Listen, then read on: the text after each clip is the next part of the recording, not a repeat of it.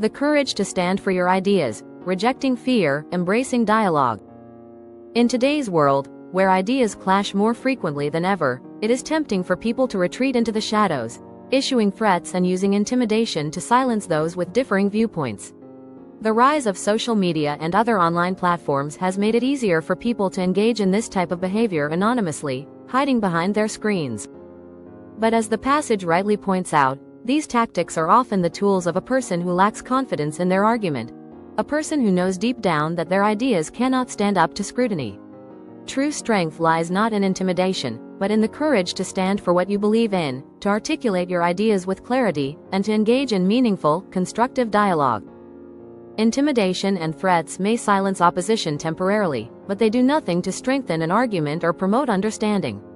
Those who rely on such tactics are not leading a movement or changing minds, they are simply broadcasting their own fear of being wrong. The more productive and courageous path is to engage in open discourse, refine one's arguments, and build bridges with those willing to listen. Throughout history, some of the most significant progress has come from individuals who had the courage to stand up for their ideas and challenge the status quo, not through threats, but through reason, conviction, and dialogue. Intimidation and threats have long been used as tools of control, often by those in positions of power who feel their authority is being challenged. In authoritarian regimes, for example, dissent is frequently met with harsh reprisals. Leaders who rely on fear rather than persuasion often do so because they lack the ability to engage meaningfully with opposition. History is full of examples where intimidation was used as a substitute for reasoned debate, often with disastrous consequences. One such example is the reign of Joseph Stalin in the Soviet Union. During Stalin's rule, any form of political dissent was crushed through purges, executions, and the forced labor of millions. By instilling fear, Stalin was able to maintain control, but at the cost of intellectual stagnation and widespread suffering. Rather than allowing a diversity of ideas to flourish and lead to innovation and progress, Stalin's government ensured that only one voice, the government's, was heard. His regime exemplifies how fear and intimidation can prevent meaningful discourse and lead to the suppression of truth. However, the reliance on fear and intimidation is not limited to authoritarian states. In democratic societies, intimidation can take more subtle forms, such as bullying on social media or in the workplace. The ease with which people can issue threats or insults from the safety of their anonymous online personas has led to a rise in what is often called cancel culture, the idea that individuals or groups can be silenced through public shaming or ostracism rather than engaging with their ideas.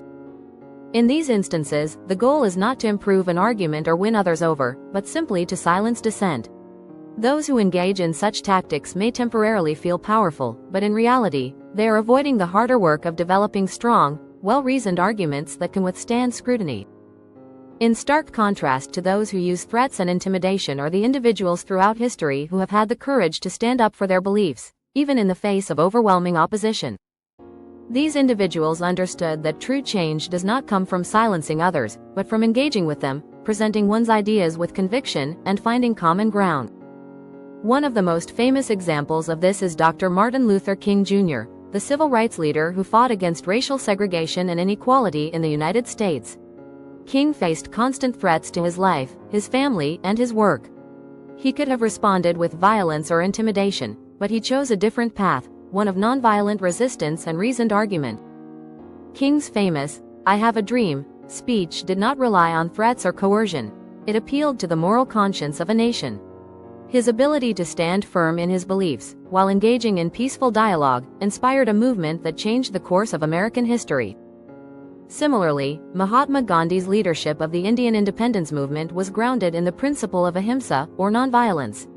Gandhi faced brutal repression from the British colonial government, but he never resorted to threats or intimidation. Instead, he led mass protests, boycotts, and civil disobedience campaigns that aimed to highlight the moral illegitimacy of British rule.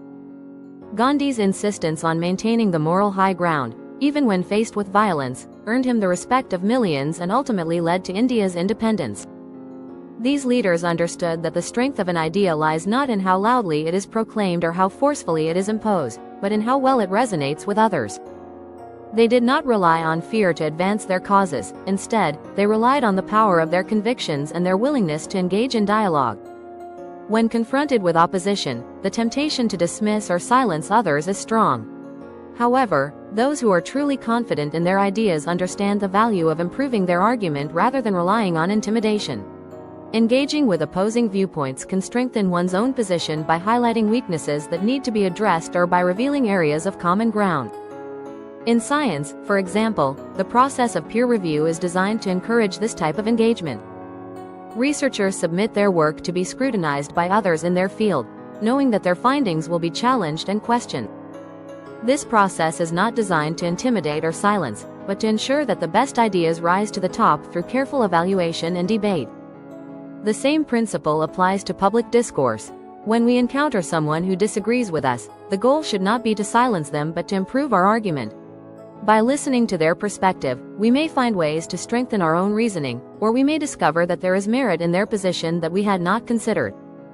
Philosopher John Stuart Mill, in his essay on liberty, argued that the free exchange of ideas, even unpopular ones, is essential to the pursuit of truth. The peculiar evil of silencing the expression of an opinion is that it is robbing the human race, Mill wrote. When we use intimidation to suppress ideas, we lose the opportunity to engage with them and learn from them. It is only through open debate and dialogue that we can hope to improve our understanding and advance our arguments. The passage reminds us that cowardice hides in the dark, issuing threats, while true courage stands in the light, willing to be counted.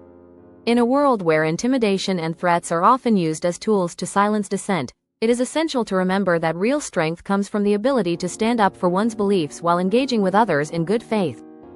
History teaches us that those who rely on fear and intimidation may temporarily silence opposition, but they do not win hearts or change minds. Lasting change comes from those who are willing to refine their arguments, listen to others, and build bridges of understanding. As we navigate an increasingly polarized world, it is more important than ever to reject the tools of intimidation and embrace the power of reasoned discourse. Whether in our personal lives or in the public sphere, the courage to stand for our beliefs, combined with the wisdom to listen to others, is the key to building a more just and compassionate society.